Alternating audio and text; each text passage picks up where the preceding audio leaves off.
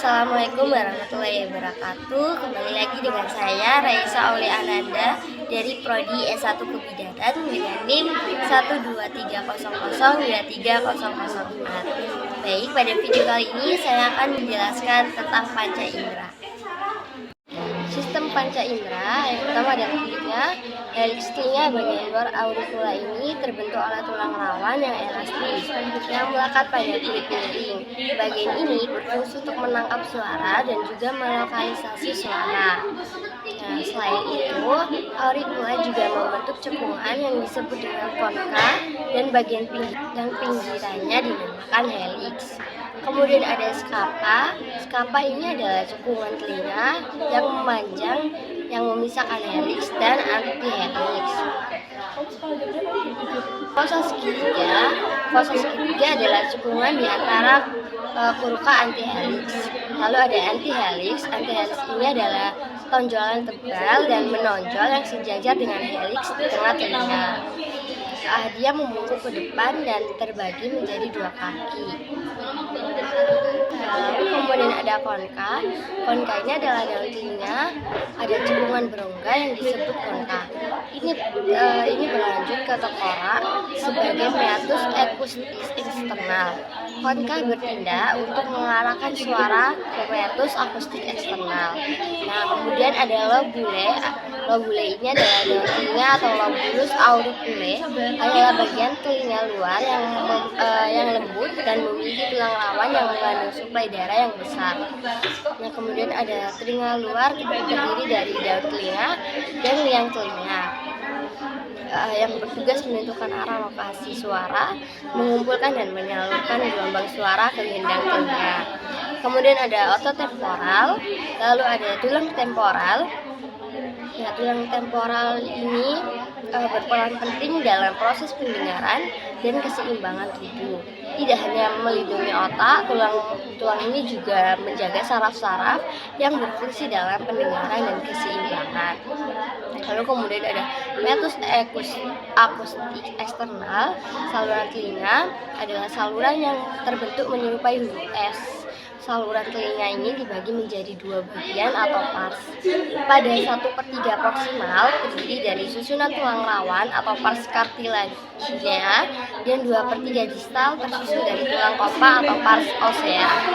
Lalu kemudian ada malleus yang berfungsi menghantarkan getaran suara dari gendang telinga ke tulang landasan. Hal ini yang menyebabkan kita dapat mendengar suara dengan jelas. Lalu kemudian ada tulang landasan atau incus. Tulang landasan atau incus ini tulang yang berada di tengah rangkaian tulang pendengaran. Tulang landasan ini berfungsi menyalurkan getaran bunyi dari tulang martil menuju tulang sanggurdi. Nah, kemudian ada saluran semisirkular, adalah bagian telinga yang berfungsi untuk menjaga keseimbangan tubuh. Kanal ini berisi rambut-rambut halus dan cairan. Lalu ada rumah siput atau koklea. Nah, rumah siput atau koklea ini berfungsi merubah energi atau gelombang suara menjadi impuls listrik dan meneruskannya melalui saraf pendengaran ke otak sehingga otak dapat memproses informasi yang terkandung di dalam bunyi tersebut. Selain itu, di telinga dalam juga terdapat organ kanalis semisirkularis yang berfungsi sebagai organ keseimbangan. Nah, lalu ada vestibular.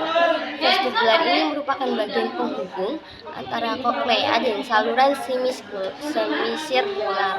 Bersama saluran semisirkular, bagian ini juga berperan dalam menjaga keseimbangan tubuh Anda. Nah, kemudian ada saluran Eustachius. Saluran Eustachius ini menyeimbangkan tekanan di telinga pada kasus yang parah.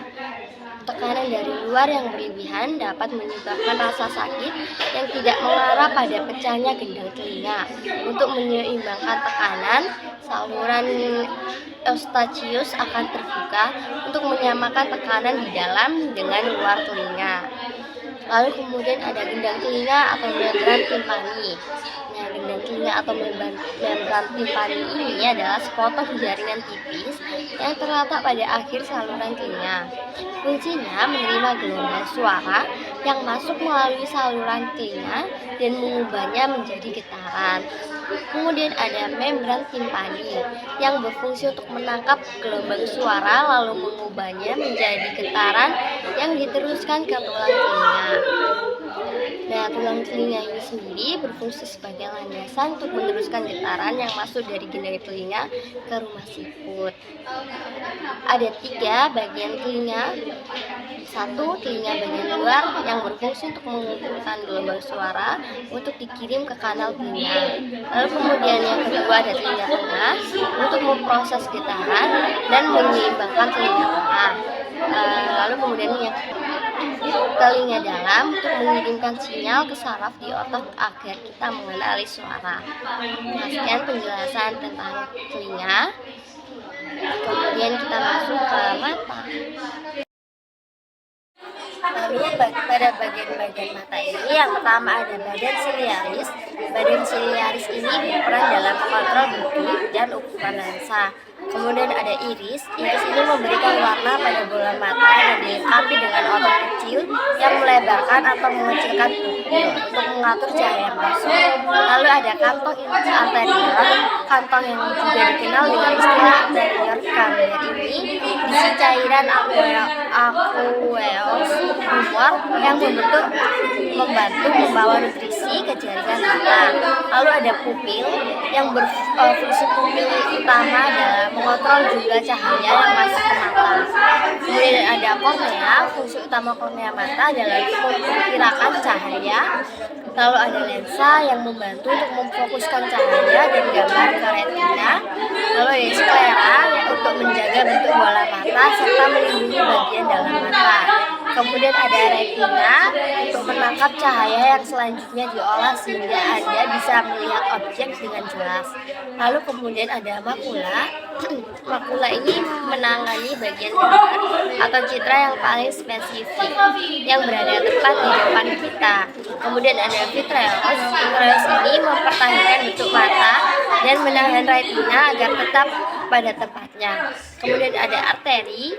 Arteri ini memasukkan oksigen dan nutrisi agar retina bisa menjalankan tugasnya dengan baik. Lalu kemudian ada vena. Vena ini mengalirkan darah dari otot ekstraokuler bagian lateral dan inferior. Lalu ada otot rectus medial. Fungsi otot mata ini utamanya adalah untuk adduksi mata dan tidak memiliki fungsi sekunder. Kemudian ada otot sereta. Otot sereta ini untuk memisahkan antara retina dan siliaris. Bagian indera penciuman atau hidung ada saraf olfaktori untuk menyampaikan impuls saraf yang dapat diinterpretasikan oleh otak sebagai rangsangan atau sensasi suatu bau. Kemudian ada mukosa olfaktori, lalu ada akson. Akson ini penghubung yang mengangkut impuls hasil kerja saraf pembau. Lalu ada sel dasar, lalu ada sel penyangga yang mensekresikan lendir.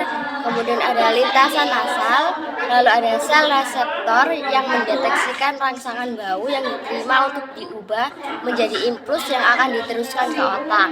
Kemudian ada silia. Silia ini menangkap partikel berbahaya dalam lendir dan mendorong ke tenggorokan untuk menimbulkan reaksi batuk. Nah, lalu bagian-bagian lidah, ada tubuh lidah yang membantu Anda berkomunikasi serta mengunyah dan menelan makanan. Lalu ada katup pangkal.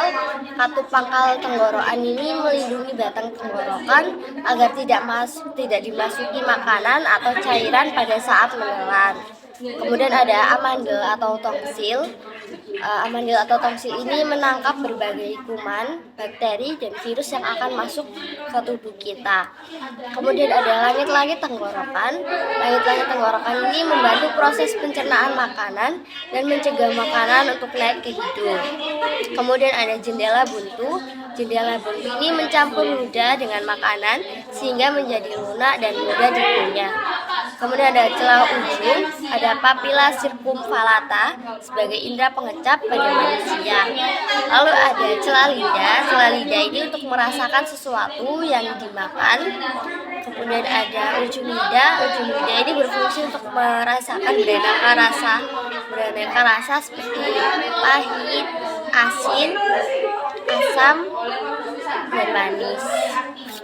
Sekian penjelasan saya tentang panca indera. Terima kasih. Wassalamualaikum warahmatullahi wabarakatuh.